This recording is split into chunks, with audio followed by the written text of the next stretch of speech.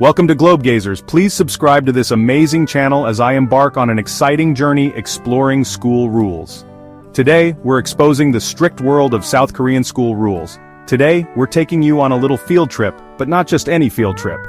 We're going to explore a place where education is taken to a whole new level. But don't worry, you won't need your hall pass this time. No need to worry about tardy slips or detention. We're traveling all the way to South Korea to explore the fascinating and, let's be honest, pretty strict world of South Korean school rules. This is a place where education is not just a part of life, but a way of life. Now, I don't know about you, but when I think back to my school days, strict isn't exactly the first word that comes to mind. We had our rules, sure, but they were nothing compared to what students in South Korea experience daily. We had our share of rules, sure, but South Korea takes it to a whole new level.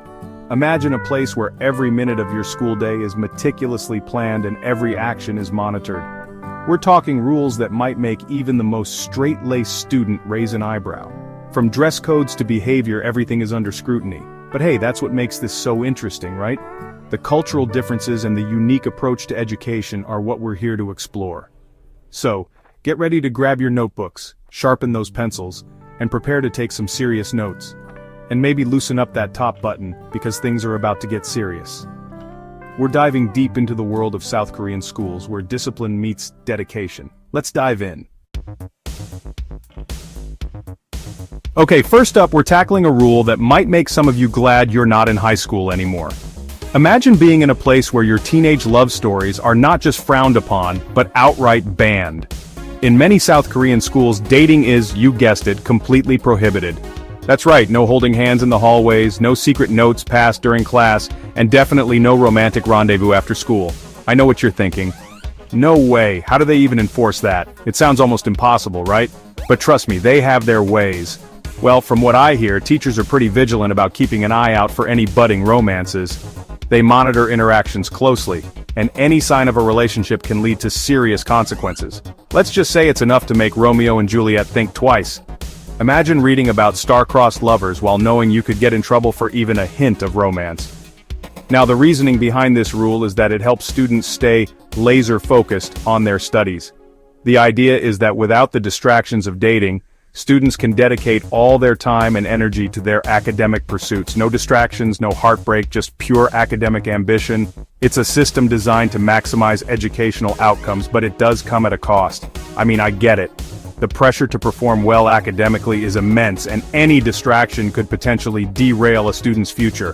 When I was in high school, I definitely spent my fair share of time daydreaming about my crush instead of, actually paying attention in algebra. It's a natural part of growing up. But still, a total dating ban? That's pretty intense. It makes you wonder about the social development of these students. Are they missing out on important life experiences? What do you guys think? Is it worth sacrificing teenage romance for academic success? Or is there a middle ground that could be more beneficial? Let me know in the comments if you could have handled this rule back in your school days. Would you have thrived in such an environment, or would it have driven you crazy? I'm curious to hear your thoughts. Alright, next up, let's talk about hair. Hair might seem like a trivial topic, but in South Korean schools, it's a big deal. Specifically, the strict hairstyle rules that many South Korean students have to follow. These rules are not just guidelines, they are enforced with precision and seriousness. For boys, it's often a case of the shorter, the better. The idea is to keep things simple and uniform. We're talking buzz cuts, crew cuts, you name it. Anything that keeps the hair short and manageable is preferred. Long hair? Forget about it. Boys with long hair are often seen as rebellious and are quickly asked to get a haircut. And girls don't think you're off the hook either. While the rules for girls might be a little more lenient, they are still quite strict. Many schools still have strict guidelines about hair length, color, and style. Girls are expected to keep their hair neat and tidy at all times. Think natural colors, simple ponytails, and definitely no funky highlights or elaborate updos. Anything that stands out is usually not allowed. The idea behind these hairstyle regulations is to promote uniformity and discipline. It's about creating an environment where everyone looks the same. It's about everyone fitting in and not drawing unnecessary attention to themselves. The focus is on the collective, not the individual. Again, it's all about that laser focus on academics. The less distraction, the better. No time for trendy hairstyles when you're busy studying for your college entrance exams, right?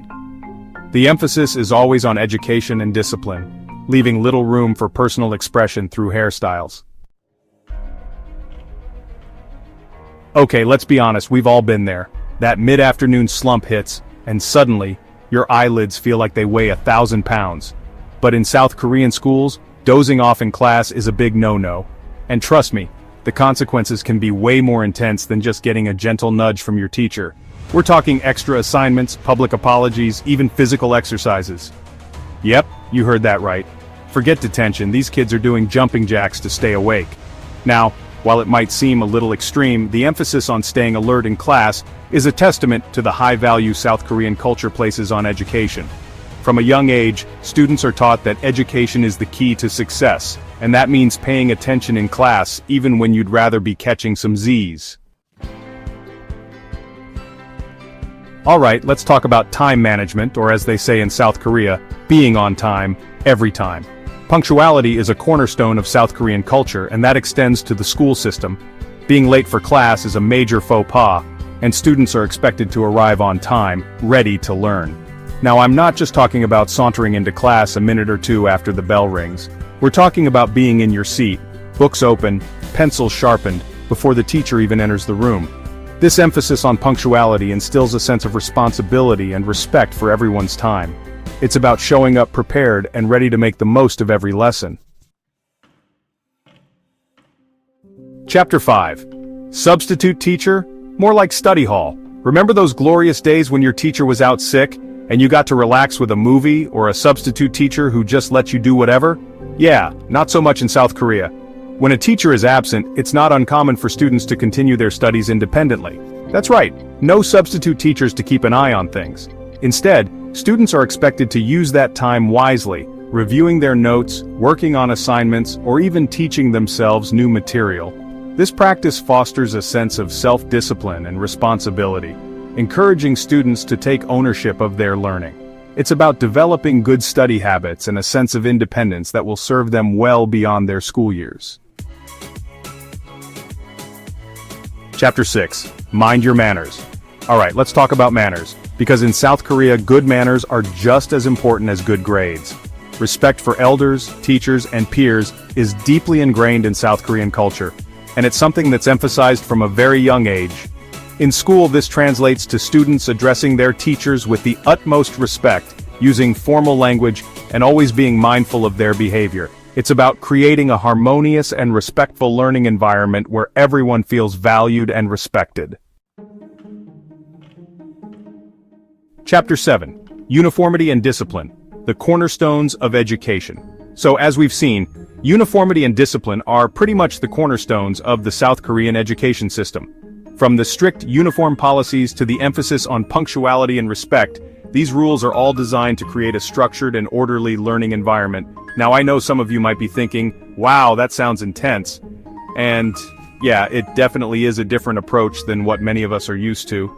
But it's important to remember that this system is deeply rooted in South Korean culture, and it's helped produce some of the most successful students in the world. Outro class dismissed. Well folks, there you have it. A little glimpse into the fascinating and, let's be honest, pretty intense world of South Korean school rules. What do you think? Could you handle these rules, or are you breathing a sigh of relief that you're no longer navigating the hallways of high school? Let me know in the comments below. And don't forget to like, subscribe, and hit that notification bell so you don't miss out on our next adventure. Until then, stay curious. Thanks for watching. If you found this video interesting, don't forget to like, comment, and subscribe for more insights into educational systems around the world. See you next time. Thank you for watching. We're thrilled to have you here. Don't forget to subscribe to the channel. I promise to come back with even more exciting explorations.